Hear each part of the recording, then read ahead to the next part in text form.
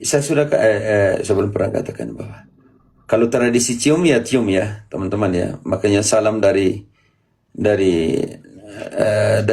seluruh salam kepada Roma dari Paulus dengan cium kudus kan semacam itu ya dalam pengertian. Tapi saya pikir yang Yudas punya bukan adalah ekspresi afektif, tidak ada di situ. Kalau kita mau kaitkan dengan kita buat pembanding lain juga dalam cium Yudas, bagaimana kita sampai kepada cium Yudas? Kita lihat dulu sekarang, Santo Petrus juga mengatakan itu. Bersalam-salamlah dengan cium kudus. Oke, kita bantu Petrus. Kita pakai yang Primus Inter Pares punya, setelah itu pakai Paulus punya. Oke, kita pakai dulu Petrus punya 1 Petrus 5 ayat 13. Salam dari ini, oke, sampai 14-nya. Salam kepada kamu sekalian dari kawanmu yang terpilih di Babylon, dan juga dari Markus anakku. Berilah salam seorang kepada yang lain dengan cium yang kudus. Damai sejahtera menyertai kamu sekalian yang berada dalam Kristus. Berilah ciuman dengan cium kudus. Kita lihat makna penting sekali dalam pengertian itu. Sekarang kita pakai Paulus punya Roma 16:16.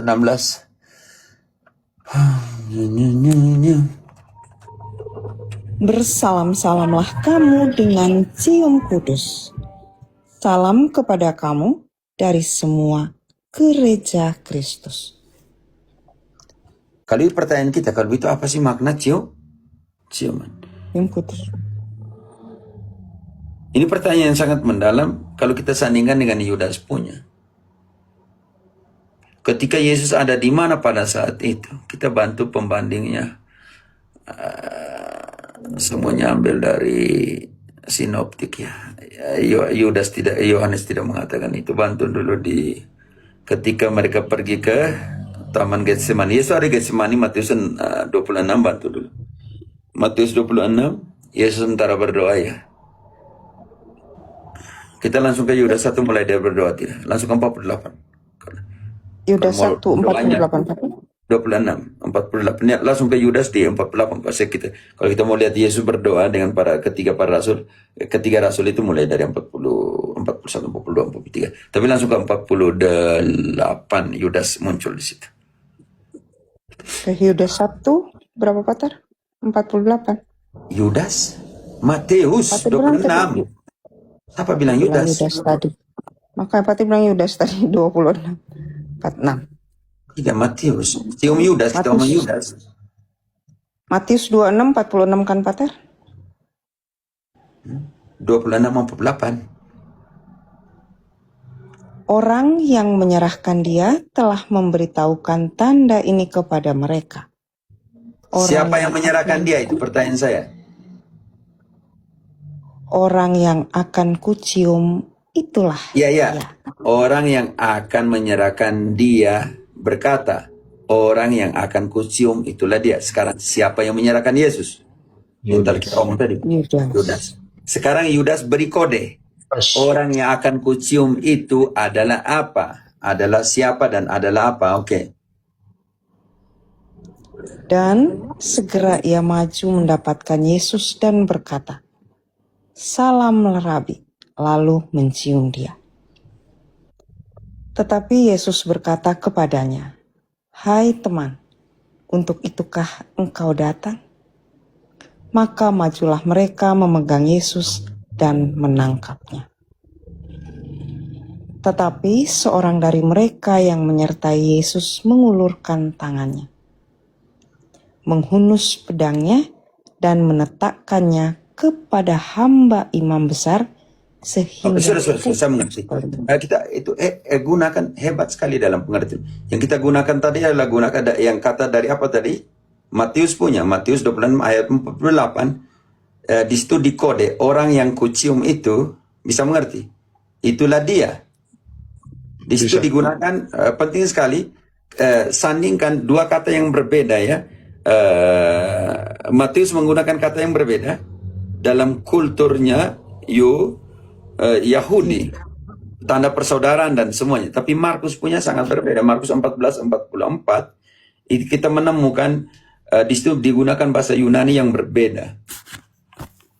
Orang yang menyerahkan dia telah memberitahukan tanda ini kepada mereka. Orang yang akan kucium, itulah dia. Tangkaplah dia dan bawalah dia dengan selamat. Di Matius menggunakan phileo. Ingat bahwa Alexander, tidak ada 3 tingkatan cinta orang Yunani kan ada 3 tingkatan cinta kan? Untuk mendefinisikan cinta. Yang pertama eros, yang kedua Filio. Ya. phileo atau filia, Filio. yang ketiga baru agape.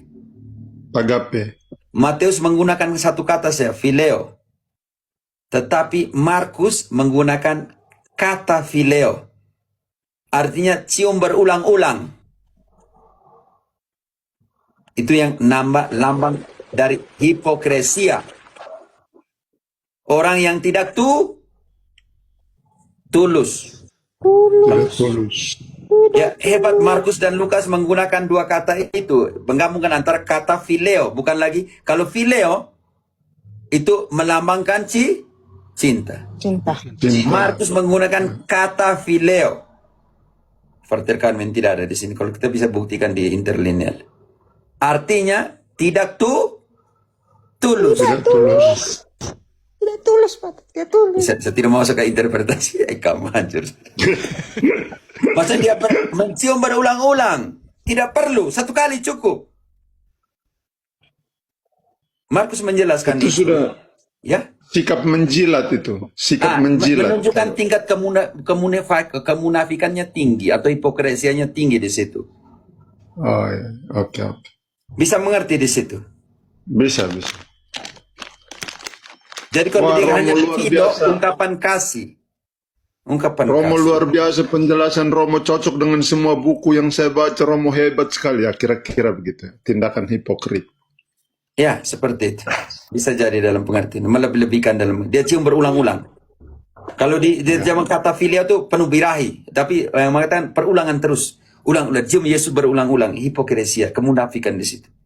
Tingkat kemunafikannya tinggi. Hipokresianya tinggi. Markus mengungkapkan itu. Dengan penggunaan kata.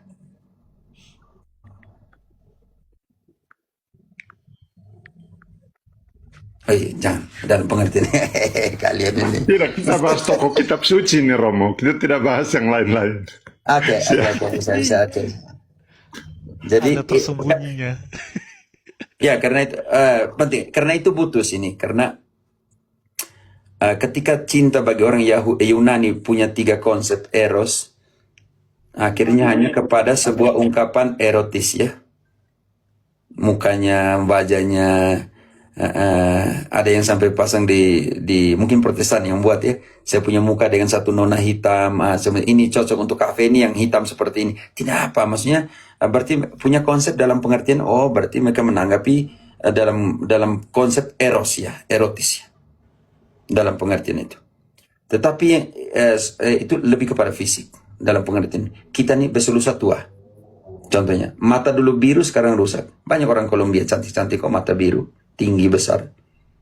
Contohnya seperti itu ya, dalam pengertian. Tetapi apa gunanya ketika reduksi cinta hanya kepada eros?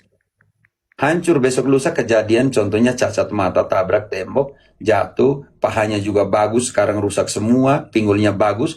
Tetapi sekarang ketika lahirkan anak semua bomber semua, derom besar semua. Dulu Alex Gaga perkasa, istrinya saya punya ini pacar Gaga baik. Setelah jadi suami 3-4 tahun gendut, maju perut, pantat mundur. Bagaimana dengan eros? Bagaimana dengan ketertarikan fisiknya? Hancur. Apakah cinta bertahan di situ, Alex? Ataukah filia, ketertarikan sifat ya? Aduh penyayang, aduh dia seperti ini, seperti itu, aduh sifatnya bagus, setelah menikah hilang semua. Dulu yang datang dengan bunga, dulu yang datang dengan belas kasih, dulu datang dengan pelukan, sekarang sifatnya buruk sekali. Berkelahi dengan mama mantu tiap hari istrinya, bagaimana? Omong jelek ke mama mantu semua, bapak mantu dijelek-jelekin semua. Contoh kecil seperti itu. Sifat berubah, apakah di situ cinta direduksi kepada sifat saja? ataukah tingkatan ketulusan itu dibawa kepada sebuah tingkatan agape, cinta tanpa mengharapkan kembali seperti Allah mencintai manusia, menurunkan hujan kepada bumi bagi baik dan bagi yang tidak baik. Ini jadi persoalan ketulusan agape itu, memberikan tanpa mengharapkan Kembali. Tapi apa yang dibuat oleh Yudas di situ, dia menggunakan dengan ini karakter pengkhianatan terhadap Philo itu sendiri dengan mencium berulang-ulang kata filio. Mencium berulang-ulang. Seperti itu. Cium berulang-ulang. Cium Itu namanya hipokresia atau lebih kepada kemunafikan tingkat tinggi. Wow. Luar biasa. Tapi saya ada persoalan di situ. Ketika Yudas memilih untuk mencium di hadapan orang lain semua, dan itu berulang kali dibuat, menandakan kemunafikan tingkat tinggi di hadapan banyak orang. Orang yang akan kucium berulang-ulang. Saya pikir ini juga harus menjadi poin pentingnya. Aduh, Aris, engkau ngomong tentang Yudas ini, tahu ini. Alex juga sambung tentang Yudas, cium lagi Yudas. Aduh, hancur ini. Tidak, Pater. Kita mau ambil Makanya di refleksi situ saja. Petrus dan Paulus menekankan ciumku kudus. Kudus. Ungkapan kasih sayang tetapi kudus. Philo tetapi kudus. Tapi yang berulang-ulang benar. Kamu nih. Ini ide setan, tambah lagi itu kata yang saya tidak omong. Aduh, hancur kalian ini. Rem kayak di Pater, kalau kita dapat pasangan yang begitu, yang depan maju belakang mundur dengan segala karakter buruk, boleh kita ajukan anulasi atau tidak, Pater? Tidak tahan lagi. Oke. Mencinta itu, menikah itu seperti iceberg ya. Engkau hanya menikah dengan 10% yang kau lihat. Yang asli muncul setelah menikah. 90% akan muncul setelah menikah. Prinsip pertama, mencinta bukan berarti memiliki seseorang di sampingmu, melainkan menerima seseorang apa adanya di samping. Mencinta dalam prinsip kedua adalah berusahalah, beranikanlah dirimu untuk mampu menerima apa yang belum kau pernah lihat. Agak sulit di sini, Alexander. Ketika cinta seperti ini, agape seperti ini, menerima sesuatu yang belum pernah kau lihat, akan disandingkan dengan yang kita namakan perkawinan. Cinta dalam perkawinan adalah timbal balik. Saya pakai bahasa Spanyol. Timbal balik. Engkau beri, saya terima. Tetapi engkau beri, saya juga beri. Bisa mengerti? Ini jadi persoalan. Pertanyaan di sini, tetapi kalau sudah hubungan dengan anulasi, bukan lagi saya punya cabang untuk omong, tetapi Santo Paulus bilang begini, jika terjadi perselisihan cekcok di antara kalian, ambil waktu untuk berdoa. Tetapi jangan terlalu lama Alex di 1 Korintus 7 ayat 5, ambil waktu, tetapi untuk berdoa.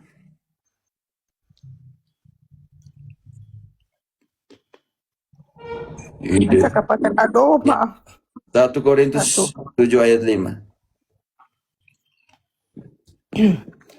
Janganlah kamu saling menjauhi, kecuali dengan persetujuan bersama untuk sementara waktu, supaya kamu mendapat kesempatan untuk berdoa.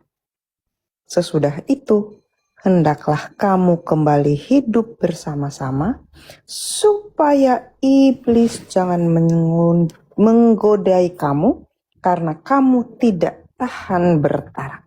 Alex, ini penting. Gereja sebagai sekolah, gereja sebagai ibu.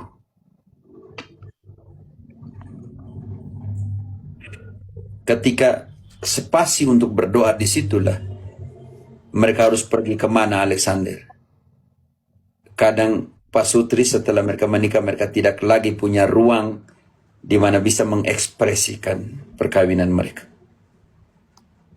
Kadang makanya tidak ada lagi pembinaan pos perkawinan, pendampingan berkelanjut, formasi permanen.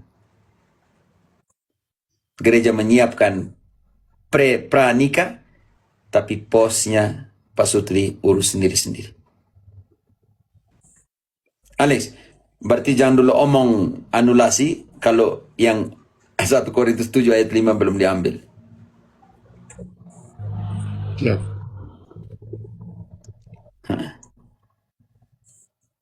Kita bantu mereka juga, bantu para pasutri untuk saling memahami. Tidak mudah ya, tidak mudah dalam pengertian ini, dan tidak sempurna. Paus Fransiskus bilang begini, tidak ada suami yang sempurna, tidak ada istri yang sempurna, tidak ada anak-anak dan keluarga yang sempurna, tidak ada pribadi yang sempurna. Pribadi, keluarga, suami, istri, anak, keluarga, rumah tangga yang tidak mengampuni adalah orang-orang sakit baru. Hanya belas kasih dan pengampunan yang menyelamatkan perkawinan.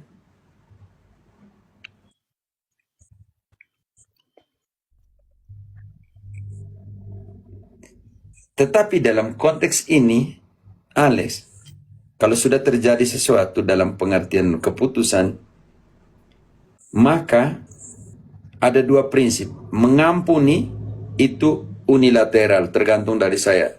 77 kali selanjutnya, tidak berhingga. Tetapi dalam kasus penyelesaian persoalan perkawinan, maka di situ tindakan kedua itu penting sekali, namanya rekonsiliasi. Rekonsiliasi bergantung kepada 2 hal, mengenal semua yang pernah terjadi dan mengambil jalan baru. Ini jadi persoalan besar, Alex. Saya coba masuk kepada konsep ini. Mengenali yang sudah pernah terjadi atau sedang terjadi dan ambil jalan baru. Posisi di sini, apa jalan baru yang kita ambil? Mungkin yang kita analisa tadi, ambil waktu untuk sedikit merenungkan, berdoa. Tetapi ada yang ekstrim, anulasi, adalah hal yang harus diperiksa sebelum perkawinan. Karena itu juga proses dari rekonsiliasi itu sendiri, Alexander. Mengenali semua yang pernah terjadi dan ambil jalan baru. Jalan baru bisa tetap bersama, atau jalan baru setelah diselidiki semua kasus sebelum atau pra perkawinan yang terjadi sebelum perkawinan, diselidiki lagi, ternyata perkawinan ini yang kita masukkan ke dalam kategori apa, Alexander? Cacat kanonik. Cacat kanonik. Ya, mungkin itu ratum ya, tetapi cacat kanonik. Karena bisa terjadi, liturgi dirayakan, tetapi ada kasus sebelumnya yang membuka peluang kepada pembatalan anulasi perkawinan. Ini penting. Kalau tanyakanlah saya dalam konteks pribadi, Alexander, hilangkan sedikit imamat dalam kanon di samping kepala saya, oke? Oke. Tanyakanlah saya secara pribadi, sebagai manusia. Dalam pendampingan spiritual pada para pasutri, saya selalu katakan, prinsip dasar pertama, kebahagiaan. Seperti prinsip dasar orang menikah untuk jadi bahagia. Apapun yang terjadi dalam hidupmu, pembelaan pertama adalah pembelaan kepada kebahagiaan. Bagaimana mungkin saya membela sebuah perkawinan yang tiap hari baku hantam macam tinju tidak pernah berhenti di rumah, Alex?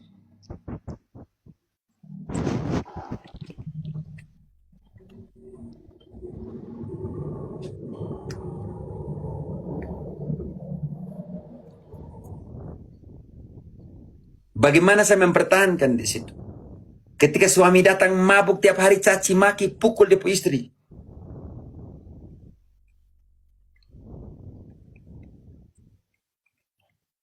Kalau istri ini tidak jelas, maki hancur dia suami. Itu dia istri seorang timur tuh maki hancur dia suami. Betul. Curiga sepanjang hari.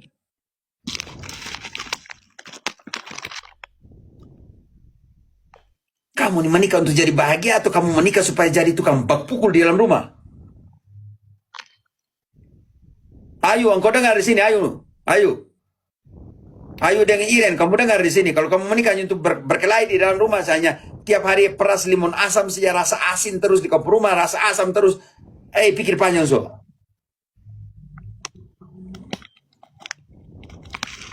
Waktu kamu janji nikah tuh dalam suka dan duka. Ini istri-istri terlalu sayang dia punya suami tuh. Tiap harinya menjelekkan dia punya suami di seluruh orang. Cerita dia teman-teman dia punya keburukan dia punya suami-suami. Banyak istri seperti itu. Oh, memburu dia suami ke teman kerjanya, ke teman apa. Ya, kau suami nikah dengan kau teman-teman kah?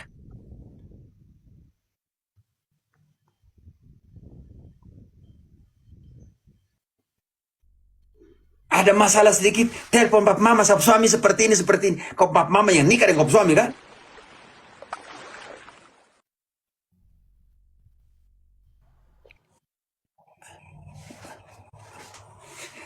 Ayo, mulai kenapa nih? Ayo, Pater, kayaknya ngomong Nasihat. Yudas lebih menarik, Pater, daripada rumah tangga. Oh, boleh. Kembali ke topik. Mohon maaf, itu tadi selingan iklan. Ya, silakan Iya, kembali ke Taman Getsemani. laptop. Getsemani aja lah. Ya, maksudnya kalau mau Getsemani berkelahi memang. tutup kamu pintu kamar tuh sama istri di situ, kamu lapis dengan bantal urusan kalian dalam. Tapi jangan burukan ke tetangga tentang kau suami, jangan buruk kau istri di kau orang lain, kau teman. Tidak boleh itu, tidak baik. Omongin dia. Apalagi kamu buka kau punya room TikTok untuk jelekan kau punya istri, jelekan kau punya suami, jelekan kau punya teman-teman dekat, jelekan semua orang yang selalu bersama-sama dengan engkau. Tidak baik begitu tuh. Saya macam mau masuk lagi tema, tidur saya lagi. Kamu pancing-pancing saya ini, Alexander. Loh, jangan salah, Pater, kita ngomong Itu penting juga Om Romo buat kami yang punya rumah tangga. Itu penting juga Om Romo. Yang omong tadi Om siapa? Saya hanya lihat kumis nih, saya tidak lihat mukanya nih. Saya pakai kacamata dulu nih. Ini saya lihat Om. Oh, Saya Romo, saya. oh ya, saya kira patung, saya kira berhala lagi bahaya sekali. Kita bertanya di luar tema dulu nih Romo, boleh? Yang barusan kita ceritain. Oke, silakan.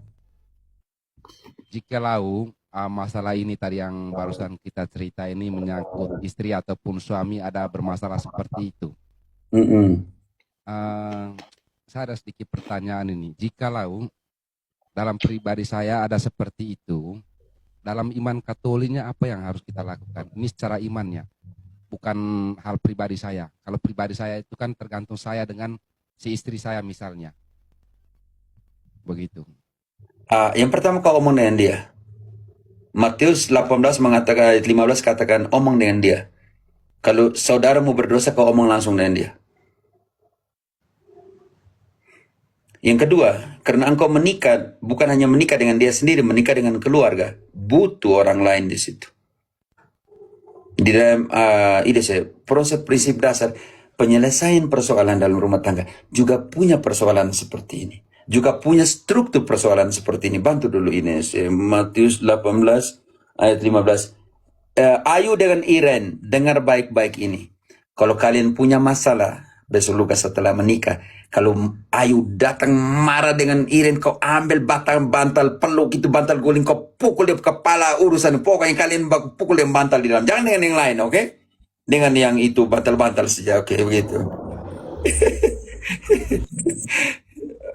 Ini saya tolong bantu ya. Proses penyelesaian persoalan di sini. Matius 18 ayat ke-15. Apabila saudaramu berbuat dosa, tegurlah dia di bawah 4 mata. Jika ia mendengarkan nasihatmu, engkau telah mendapatnya kembali. Ayo kau dengar itu. Saran setelah menikah. Iren, kalau menikah. Kalau kau marah dengan Ayu itu, lebih kau pergi petik jeruk, petik apa, dia kerja di kabun, luapkan rasa marah dengan cangkul kau pesawat, cangkul kau punya kebun. Nona Ayu Ayu dari hati kudus Yesus ingat Santa Teresa tuh, kalau kau itu, kalau kau marah dengan Iren kau punya calon suami itu, besok lusa tuh kau marah, kau ekspresikan, kau buka YouTube cara masak ikan asin, cara masak ini, cara buat bumbu balado, cara itu kau ungkapkan dengan ekspresikan dengan hal positif. Oke. Kau cari untuk masak untuk yang terbaik untuk Iren, begitu. Seperti itu. Tuh, Pater, maaf, banyak itu dibawa itu. Katanya mereka setuju sama saya bahas Yudas saja katanya gitu. Setuju tuh. Ja, Yudas, jangan. Ini kita nasihat Ayu sama adik dulu mau nikah. Ayu juga suruh bahas Yudas itu katanya. Oke. Masalahnya Maksudnya kalau itu, kita bahas selesaikan Yudas, perkara. Dua. Sekarang berarti karena ada kalian inisial Y lagi. menikah dengan keluarga besar, makanya ayat 16 penting sekali dalam penyelesaian. Ini juga ada hubungannya di situ. Yudas berusaha menyelesaikan perkaranya dengan Yesus kepada orang yang keliru. Makanya dia pergi kemana Alexander? Dia pergi ke ahli-ahli Taurat dan imam-imam Yahudi. Ya.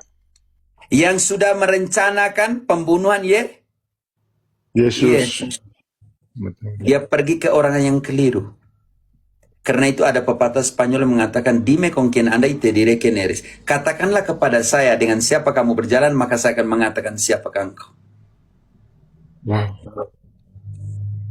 Yudas, makanya dengan kasus perkawinan, baca ayat 16 dulu. Dia pergi kemana? Dia panggil saksi untuk omong di situ. Bukan omong dengan orang yang punya masalah. Lihat situ, ini sih. Bantu dulu. Jika ia tidak mendengarkan engkau, bawalah seorang atau dua orang lagi, supaya atas keterangan 2 atau 3 orang saksi, perkara itu tidak disangsikan. Tidak disangsikan. Di ruang publik tidak. Kau panggil saksi, keluarga, bapak mama Ani, bapak mama saksi perkawinan punya fungsi itu di sini nih. Kalau kalian punya masalah, panggil mereka, minta nasihat dari mereka. Bawa 1-2 saksi, tetapi bawa ke sini, bawa ke dia orang yang bersangkutan, pasutri yang bersangkutan. Yudas bawa kepada saksi dan dia katakan, orang yang saya cium itulah dia. Dia sudah buat strategi di situ, menyiapkan strategi dengan ciumnya itu, dengan kata filonya itu berulang kali itu menurut Markus. Itu di situ.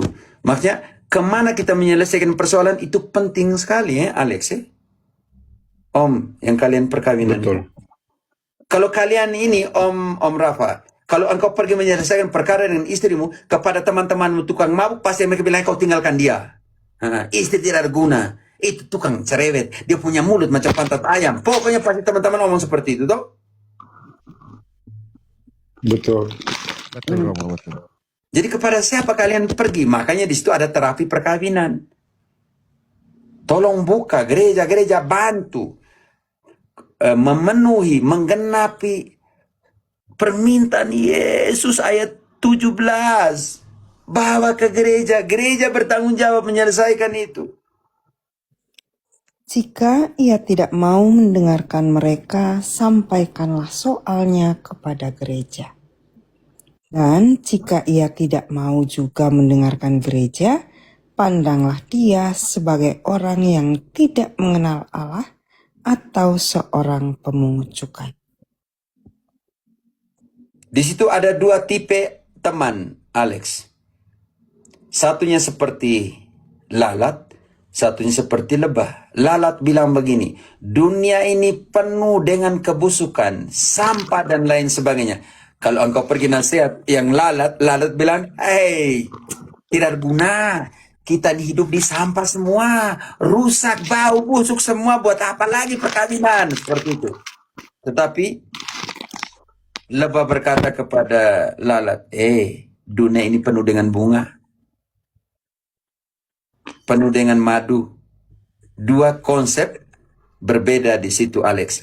Kita adalah dari mana kita datang dan kemana kita pergi. Perkawinanmu juga seperti itu. Mantap. Perkawinanmu adalah kemana kamu pergi dan dari mana kamu datang. Kebenaran juga seperti itu. Persoalan Yudas bukannya pergi minta pertimbangan Yesus, tapi dia minta pertimbangan imam-imam yang sudah punya konsep Dia minta perencanaan untuk pertimbangan membunuh karakternya tidak lalat. Yesus. Kenapa? Minta pertimbangan pada lalat. Ya. Oh, di sini saya suruh kasih turun Sandi, mungkin ada pelanggaran yang dia buat. Tidak tahu kenapa ya. Minta maaf teman-teman. Sandi Kalau yang bisa, mana? barusan turun tadi. Oh, Sandi kan namanya di saya. Jangan dulu kesana kok, saya mau tidur nih. Oke. Di situ dibilang hapus Sandi karena ada pelanggaran. Tidak tahu kenapa. Minta maaf Sandi. Engkau ada buat apa? Donat kentang, cie yang katanya mau melamar Faye. Dengan kau juga sekali tidak apa. astaga. Bayar, bayar, Pak, bayar. Saya suruh kumpul bareng-bareng juga untuk kau juga, kasih kau juga. Iya. Dengan kau juga Saja sekali. perempuan itu sekali lamar mereka saja, biar mereka paham. Dia laki-laki, berarti dia lamar juga dia tidak apa. Kok tahu? Kok tahu? Iya, dari namanya. Dari namanya itu. Nama kentang itu kan dia punya kentang, jadi tebak gampang. Itu Ya, yang jaga pintu neraka itu semua. begitu IDC itu bahasa kode, jadi paham-paham. Lanjut Rom. Iya, ya. Romo, cocok Kita luar gak nih Romo? Gambarku sama pembahasan kita Romo tentang keluarga. Oh ya Octavian, oke. Saya pikir ini penting sekali. Saya pikir begini. Kadang kita melupakan hal itu, hal yang esensial, hal penting dalam perkawinan. Kenapa? Karena keharmonisan perkawinan bergantung kepada dua orang, Om. Engkau punya istri menari jai dan engkau menari ini jaipong, tidak ketemu karena jai dengan jaipong. Jadi bunyi jai pertama, jaipong dengan jaipo, jai dengan jai. Seolah-olah bunyinya sama jai dengan jaipong. Ternyata dua menari yang berbeda. Iya. Ingat keluarga kudus pun Yesus hilang di Yerusalem karena menurut tradisi kesalahpahaman di sini terjadi. Anak-anak di kategori 12 tahun itu adalah umur transisi.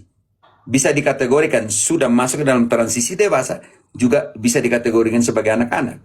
Dalam tradisi Paskah Yahudi setelah Paskah, namanya post Paskah, maka istri-istri perempuan-perempuan akan keluar dahulu dari Yerusalem dengan anak-anak. Karena dianggap jalannya pelan, lambat. Dan laki-laki jalan kemudian, keluar dari Yerusalem kemudian. Apa yang terjadi? Yosef berpikir sudah Yesus masih kecil berada dengan Yesus, dengan Maria, dan Maria berpikir Yesus sudah besar berada dengan laki-laki, dengan bapaknya. Ternyata kesalahpahaman. Tapi kesalahpahaman ini ketika setelah mereka bertemu, di mana Yesus? Satu, di mana Yesus? Di mana Yesus? Begitu. Di mana anak kita? Tanya seperti itu. Keputusan itu yang paling penting. Di sini ada yang kita namakan di situ adalah instruksi teologis. Cari selalu Yesus ada di mana. Makanya Maria dan Yosef pergi lagi ke Yerusalem dan cari dan menemukan di mana Yesus. Itu namanya kita bilang instruksi teologis. Itu mandat teologi. Cari selalu ada di mana Yesus dalam hidup. Persoalan perkawinan, kesalahpahaman antara Maria dan Yosef. Tetapi yang mereka buat adalah selalu cari di mana ada Yesus. Kita nih, Alex, dan mereka menemukan Yesus di mana? Bait Allah. Di Bait Allah. Kita cari di mana untuk menyelesaikan persoalan kesalahpahaman. Maria dan Yosef cari dan temukan Yesus di Bait Suci. Ketika pasutri mengalami kesalahpahaman, atau bukan hanya soal pasutri, tetapi dalam urusan pastoral, dalam penyelesaian persoalan yang dianggap rumit dalam hidup ini, persahabatan dan lain sebagainya, cari Yesus ada di mana. Sekarang gereja adalah ibu dan juga sekolah. Terjadi persoalan di antara anak-anak, maka anak-anak selalu akan Alex atau teman-teman di sini, ketika kalian punya masalah masih kecil, kalian langsung pergi cari bapak atau mama? Mama. Pastinya Kalau saya Mama Romo. Saya juga mama. Mayoritas kita cari mama. Karena itu gereja, wajah keibuan gereja di situ harus ditunjukkan, terbuka. Kalau bapak itu nanti mau kena tempeleng tambah kalau cari bapak. Ya. Kepala berbunyi kalau cari bapak. Iya. Saya pikir inilah wajah dari gereja. Karena itu bawalah ke gereja perkara itu. Gereja harus menjadi wajah dari seorang ibu yang bisa menerima anaknya. Hei, kita ini paling jahat di dunia ini. Tapi bagi seorang ibu, anaknya tetap yang terbaik. Yesus menunjukkan wajah itu Alexander. Petrus menyangkal, tapi tidak mengeluarkannya dari ke-11 rasul. Ke-12 ya, waktu 11 waktu karena sudah hilang ini Yudas. Thomas tidak percaya tapi tidak pernah. Yesus bilang, kau tidak percaya, kau tinggalkan kelompok ini tidak. Saya pikir itu wajah yang berbelas kasih dari Yesus, yang menjadi wajah dari kita semua ya. Milikilah pikiran dan perasaan Kristus. Ini menjadi persoalan. Di dalam sebuah penyelesaian persoalan, maka milikilah pikiran dan perasaannya Yesus. Ini jadi persoalan besar. Alexander, Om siapa nih Kopenaman ya? Malas. Susah baca Kopenaman di mata kalau sudah buka kacamata. Saya ingat sengite. Panggil Afram saja. Oh, Avram, oke. Seperti itu dalam proses penyelesaian. Saya pikir teman-teman ada hubungan dengan Pak Sutri dan semuanya itu. Ingat bahwa gereja adalah sekolah dan juga ibu. Sekolah yang mengajarkan anaknya, tapi ibu yang juga yang tidak pernah menolak anak. Yang selalu menerima, mendampingi, memberi yang terbaik. Jangan lupa itu. Jangan hilangkan karakter keibuan dari gereja, dari yang kita ada, tempat kita ada ini. Oke Alex, saya tidur. Kalian tuh bisa tahan tidur saya. Istirahat, Pater. Istirahat. Saya tuh baca paling tinggi itu jam 11 dalam hidup saya. Makanya teman-teman, dari antara teman-teman, dari kecil ya, susah kalian lihat saya punya foto di pesta-pesta dari frater atau susah, paling susah. Saya punya bolos paling tinggi dalam hidup saya. Untuk malam hari itu kami pergi dengan Pater Insen Elam, Pater Yolem Leu, teman kelas itu. Kami pergi ke Interlango yang di Kubu itu, lewat sungai yang di belakang kandang babi di belakang Novis Kubu itu. Itu 31 Desember, saya selalu ingat 31 Desember 2000, tahun 2000, saya selalu ingat itu. Orang bilang mau akhir dunia, 2000, ya tahun 2000, kami Novis Kubu, 99, 2000, mau ke 2021 tuh, mau 2001, waktu 2000, orang bilang akhir bumi, akhir zaman, kami bolos, pergi ke Interlango. Saya selalu ingat itu karena pada saat itu orang bilang akhir dunia tuh, tahun 2000. Padahal kami bolos, saya selalu ingat itu. Bolos itu sampai jam 3 pagi, saya bilang, itu analai seperti itu. Nah, kisah itu susah untuk pergi pesta yang mete-mete itu yang kan bahasa itu, dia bilang mete yang bahasa Jawa apa ya mete itu? Begadang ya, begadang. Itu tuh agak susah, makanya kalau sudah di atas jam 11 itu mulai maaf. Istirahat sudah. Oke, minta maaf. Terima kasih Pater untuk pengajaran hari ini. Terima kasih. Oke, terima kasih semua. Minta maaf kalau Terima kasih Romo. Yo, jangan marah. Hari Sabtu Minggu biasanya tidak ya, tapi biar sudah. Oke, baik, sudah sampai ketemu.